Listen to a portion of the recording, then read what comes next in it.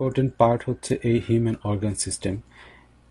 মানুষের organ system মোটামুটি 11 ধরনের অর্গান সিস্টেম দিয়ে গঠিত, যার ভিতরে প্রথমটি হচ্ছে ইন্টিগুমেন্টারি সিস্টেম, যেটা স্কিন, হেয়ার এবং নেল দিয়ে গঠিত। এটি কি কাজ করে? এটি ভিতরের যে টিস্যু কিংবা অর্গান আছে সেগুলোকে প্রোটেক্ট করে,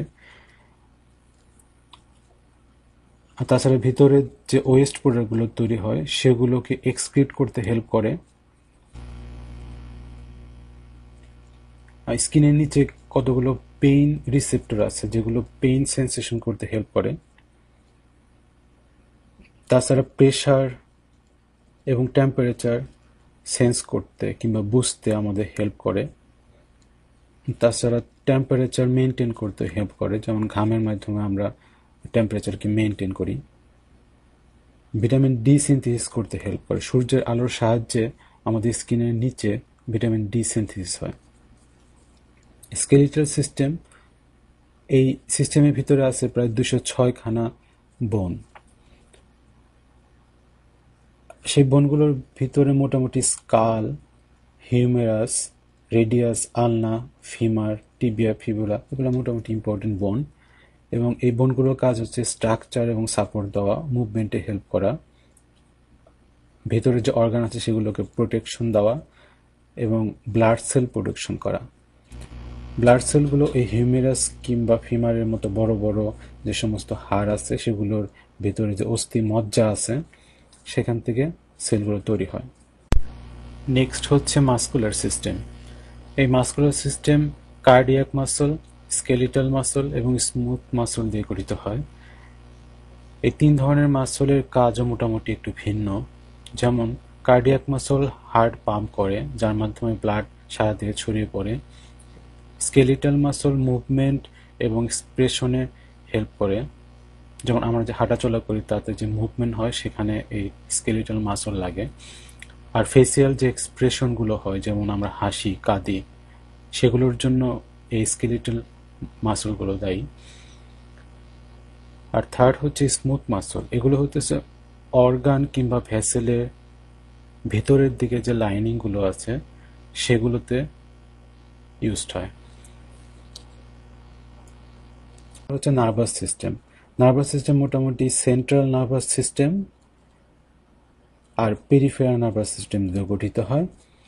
এই সেন্ট্রাল নার্ভাস সিস্টেম কিংবা পেরিফেরাল নার্ভাস সিস্টেমের কাজ হচ্ছে বিভিন্ন ধরনের জিনিসকে সেন্স করা, যেমন আমরা হাত দিয়ে ধরলে বুঝতে পারি সেটা কি তরল না বায়বীয় নাকি কঠিন পদার্থ।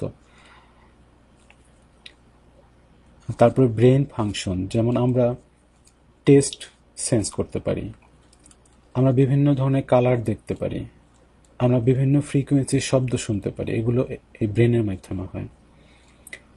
এই নার্ভাস সিস্টেম আমাদের কুইক রেসপন্স করতে হেল্প করে, যেমন আমাদের স্কিনের উপর যদি কোনো মশা বসে তাহলে আমরা সাথে সাথে চড় মারি। এই যে কুইক রেসপন্স, এটা হলো এই নার্ভাস সিস্টেমের মাধ্যমে। তারপরে সার্কুলেটরি সিস্টেম। সার্কুলেটরি সিস্টেম গঠিত হয় হার্ট, ব্লাড ভেসেল আর ব্লাড দিয়ে। এর কাজ হচ্ছে ব্লাডের মাধ্যমে এই অক্সিজেন, কার্বন ডাইঅক্সাইড আর হলো কিছু নিউট্রিয়েন্ট, এই সবগুলোকে শরীরের সব জায়গায় ছড়িয়ে দেওয়া। তারপর হচ্ছে এন্ডোক্রাইন সিস্টেম।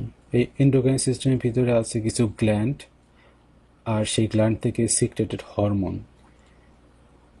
এই হরমোনগুলো ডিরেক্টলি ব্লাডে চলে যায়। যদি ডিরেক্টলি ব্লাডে চলে না যায়, যদি কোনো ডাক্টের মাধ্যমে যায়, তাহলে সেটাকে আমরা এন্ডোক্রাইন বলি না, বলি এক্সোক্রাইন। যাই হোক, এই হরমোনগুলো আমাদের কি কাজ করে? হরমোনগুলো আমাদের ফিলিংসকে মডিফাই করে। কীরকম?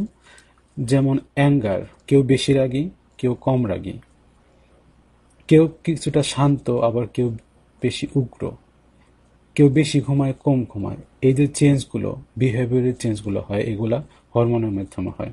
তাছাড়া শরীরের গ্রোথ এবং ডেভেলপমেন্টে হেল্প করে, সেলের মেটাবলিজমে হেল্প করে, সেলের ভিতরে যে রাসায়নিক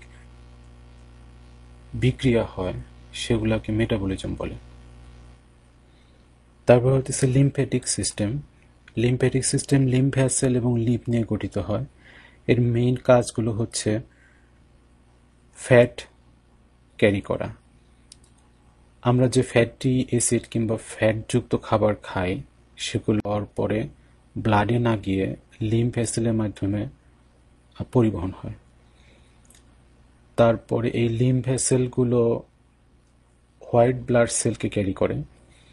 আর এই লিম্ফ ভেসেল আর লিম্ফের সাথে যখন ব্লাড, স্প্লিন, থাইমাস, বোন ম্যারো এগুলো যুক্ত হয় তখন যে সিস্টেম তৈরি হয় তাকে আমরা বলি ইমিউন সিস্টেম।